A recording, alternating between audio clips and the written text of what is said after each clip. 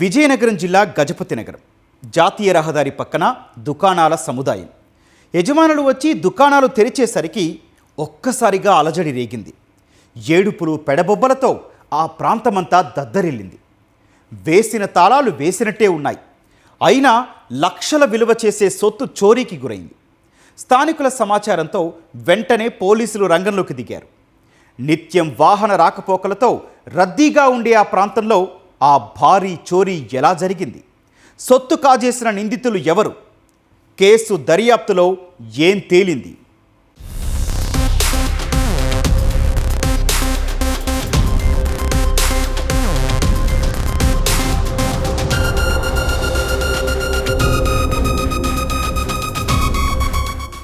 నిత్యం వాహనాలతో రద్దీగా ఉండే జాతీయ రహదారి పక్కన ఉన్న దుకాణాల సముదాయంలో సినీ ఫక్కీలో భారీ దోపిడీ జరిగింది. పక్కా ప్రణాళికతో రంగంలోకి దిగిన దుండగులు ఒక దుకాణం నుంచి మరో నగల దుకాణంలోకి కన్నం వేసి దర్జాగా సొత్తు కాజేసి పరారయ్యారు. చిన్న ఆధారం కూడా అక్కడ వదల్లేదు. దుకాణంలో ఉన్న సీసీ కెమెరా, డీవీఆర్ను సైతం దొంగలు ఎత్తుకుపోయారు. ఈ ఘటన స్థానికంగా కలకలం రేపింది.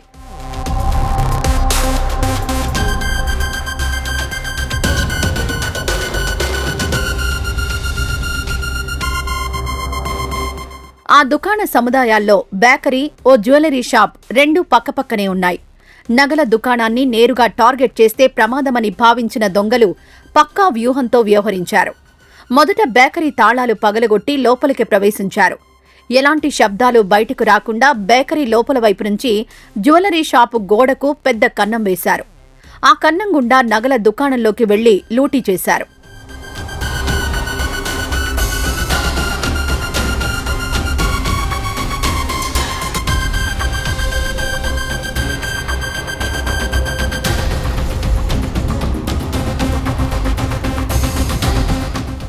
దుకాణాల్లో ఆధారాలేమీ దొరకకుండా దొంగలు జాగ్రత్త పడ్డారు. స్థానికుల సమాచారంతో ఘటనా స్థలానికి చేరుకున్న పోలీసులు వెంటనే క్లూస్ టీం, డాగ్ స్క్వాడ్తో రంగంలోకి దించారు. ఘటనా స్థలంలో వేలి ముద్రలను సేకరించారు. పోలీస్ జాగిలాలు దుకాణం లోపల నుంచి నేరుగా జాతీయ రహదారి వరకు పరిగెత్తి అక్కడే ఆగిపోయాయి. దీన్ని బట్టి దొంగలు చోరీ అనంతరం హైవేపై సిద్ధంగా ఉంచుకున్న వాహనాల్లో పరారై ఉండొచ్చని అనుమానిస్తున్నారు. చోరీలపై పూర్తి స్థాయి దర్యాప్తు చేస్తున్నట్లు పోలీసులు తెలిపారు.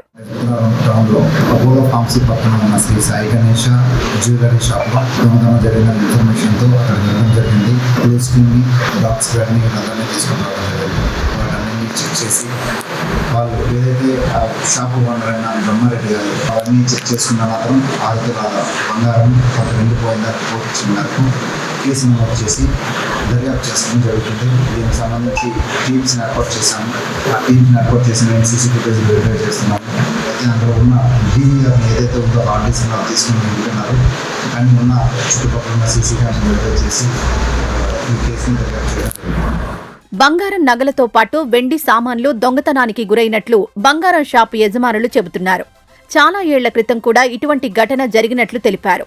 కేసు ఛేదించి న్యాయం చేయాలని పోలీసులకు విజ్ఞప్తి చేశారు. ఉదయాన్నే లేచేసరికి మా పక్క షాప్ అయిన పైన ఉన్న షాప్ అయినా మీది షాప్కి కన్నం పెట్టి ఉంది మేడం, ఒకసారి వచ్చి చెక్ చేసుకోండి అని అనేసరికి మా ఆయన నేను వచ్చామండి. ఓపెన్ చేయిద్దాము, ఇంకేమైనా చిన్న కన్నం కదా రంధ్రంలో ఎవరు వెళ్ళలేరని మేము తాళాలు తీస్తుంటే మా వారు వెనక నుంచి చూస్తే పెద్ద కన్నం పెట్టేసి ఉంది సార్. పెద్ద కన్నం ఒక 2 మనుషులు దూరేటట్లు కన్నం ఉంది. కన్నం ఉన్నాక మేము పోలీసులకి తెలియపరిచాం. గతంలో కూడా ఇలాగే జరిగింది. మాకు 18 సంవత్సరాల క్రితం కూడా ఇలాగే జరిగింది సార్. మెయిన్ రోడ్లో ఇలా జరగడం మాకు అసలు ఆందోళనగా ఉంది. మాకు చాలా భయంగా ఉంది. ఇది ఏదైనా ఎవరు చేశారనేది మాకు తెలియట్లేదు. తక్షణమే చర్యలు తీసుకోవాలని డిపార్ట్మెంట్ కోరుకుంటున్నాం సార్. నిత్యం రద్దీగా ఉండే ప్రాంతంలో ఏళ్ల తర్వాత మళ్లీ ఇదే తరహాలో భారీ చోరీ స్థానికంగా సంచలనం రేపింది. దుకాణ సముదాయాల్లో భద్రతా ఏర్పాట్లను పటిష్టం చేయాలని స్థానికులు కోరుతున్నారు.